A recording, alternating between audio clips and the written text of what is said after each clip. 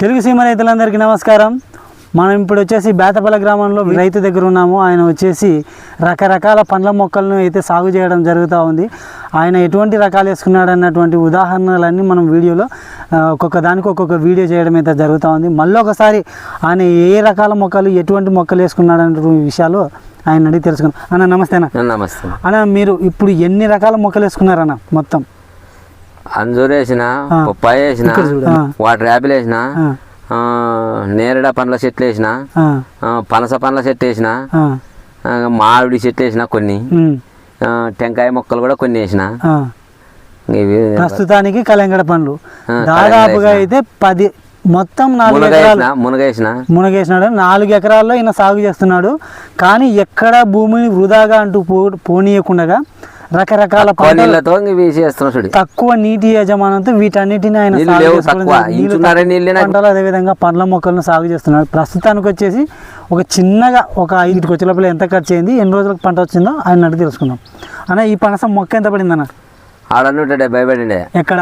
రాజమండ్రి పోయి తీసుకొచ్చిన. ఇది కూడా రాజమండ్రి తీసుకొచ్చిన. రాజమండ్రి అంటే ఎన్ని తెచ్చుకున్నారు? 50 మొక్కలు తెచ్చిన. 50 మొక్కల్లో ఇవి ఒక 5 మొక్కలు ఇచ్చిన. ఇంట్లోకి తిని ఇచ్చినాడు. ఇవి కాసినాయి, సంవత్సరానికే కాసినాయి ఇవి. ఇంకా అవి అయితే కాయలే. ఇంకా పనస మొక్కలు కాయలే. అంటే పనస మొక్కలు ఇంట్లోకి తిని కంటే ఇవి 5 మొక్కలు ఇచ్చింటే 3 మొక్కలు బతికినాయి, 2 మొక్కలు చనిపోయినాయి.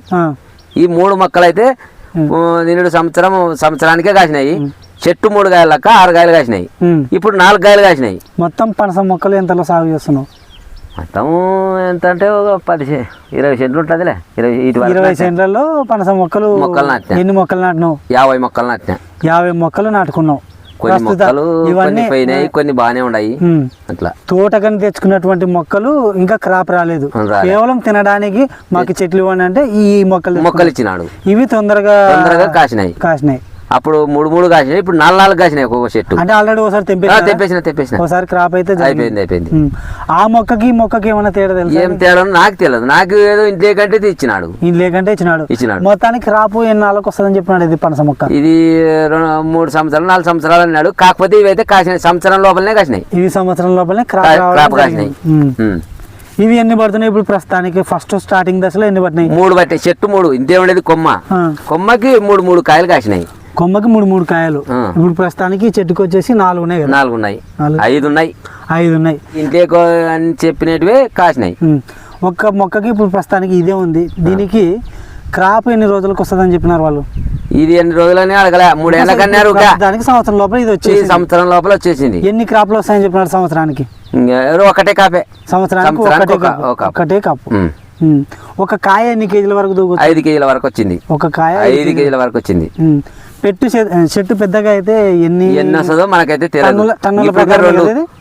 టన్నుల ప్రకారం మార్కెటింగ్, దీని గురించి మార్కెటింగ్ ఏమో తెలియదు, నాకైతే తెలియదు. తెచ్చినా నాటుకున్నా ఉండాలా మన ఇంట్రెస్ట్ కోసం. ఈ మొక్క జీవిత కాలం ఏమన్నా చెప్పినారా? ఏం తెలియదు నాకైతే. తెచ్చి నాటినా అంతే. చూడండి, ఇక్కడ ఉన్నటువంటి రైతు సాహసం అంటే గొప్పదని చెప్పుకోవాలి. ఎందుకంటే ఆయనకు కేవలం మొక్కల మీద ఉన్నటువంటి ఇంట్రెస్ట్ ద్వారా రకరకాల మొక్కలు, రకరకాల చెట్లు ఈ 4 ఎకరాల్లో సాగు చేస్తున్నాడు. అదేవిధంగా అంతర పంటలు కూడా వేసుకుంటున్నాడు. ఇప్పుడు ప్రస్తుతానికి ఈ మొక్కలు వేసిన చోటే కలంగడ పండ్లు సాగు చేయడం అయితే జరిగింది. పుచ్చకాయ సాగు. ఈ పుచ్చకాయను సాగు చేస్తున్నాడు.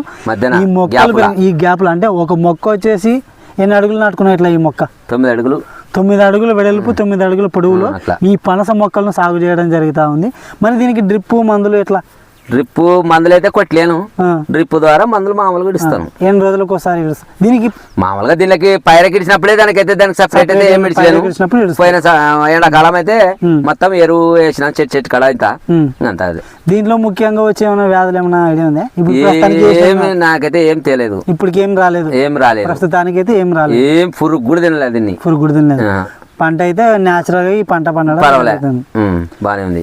ఈ దాదాపు చెట్టు మాత్రం ఒక్కసారి వేసుకుంటే అది చెట్టు లాగానే. కాబట్టి ఆయన వినూత్నమైనటువంటి ఆలోచన ద్వారా ఇక్కడ దాదాపుగా 11 రకాల మొక్కలు నాటుకోవడం జరిగింది. అందులో ప్రస్తుతానికి బొప్పాయ క్రాప్ వస్తుంది, అదేవిధంగా అంజూర క్రాప్ వస్తుంది. దీంట్లో ఇప్పుడు ప్రస్తుతానికి ఈ పనసకాయ కూడా ఒకసారి క్రాప్ వచ్చింది, మేము తిన్నాము. కానీ మేము ఇంటి కొరకు తెచ్చుకున్నటువంటి మొక్కలు మాత్రమే మాకు క్రాప్ వచ్చినాయి. మిగతా మొక్కలు తోటకనేసుకున్నటువంటి మొక్కలు నిదానంగా 5 years లేదా 3 yearsకి క్రాప్ వస్తుందని చెప్పినారు.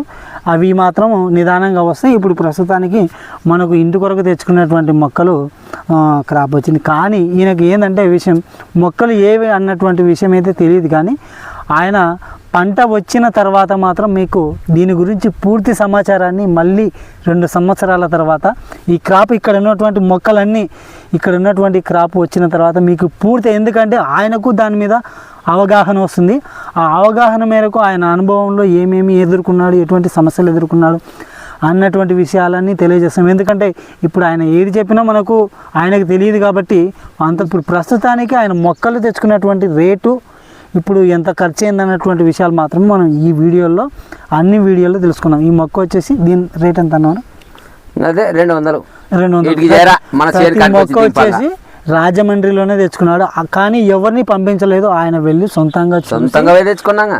ఎందుకంటే ఎవరిని అడిగి వెళ్ళినా కూడా మోసం చేసే అవకాశాలే ఎక్కువగా ఉంటాయి. ఎందుకంటే దళారుల మీద వెళ్తే మనకు దాదాపుగా నష్టమే జరుగుతుంది. మనం వెళ్ళి మొక్క ఏ విధంగా ఉంది అని నర్సరీ వాళ్ళని అడిగితే వాళ్ళు మనకు పూర్తి వివరాలు తెలియజేస్తారు. ఆడే తెలుసుకొని తీసుకోవచ్చు అన్న ఉద్దేశం కొద్దీ సొంతంగా తాను వెళ్ళి ఆ మొక్కలను తెచ్చుకోవడం జరిగింది. కానీ ఇప్పుడైతే ప్రస్తుతానికి ఇక్కడ నాటుకున్నటువంటి ప్రతి చిన్న మొక్క, ఆయన నాటుకున్నటువంటి మొక్క గ్రోతింగ్ కానీ చాలా బాగానే ఉన్నాయి మొక్కలు. మీకు ఆల్రెడీ వీడియోలో చూపిస్తున్నా ఏ విధంగా ఉన్నాయన్నటువంటి విషయాలు.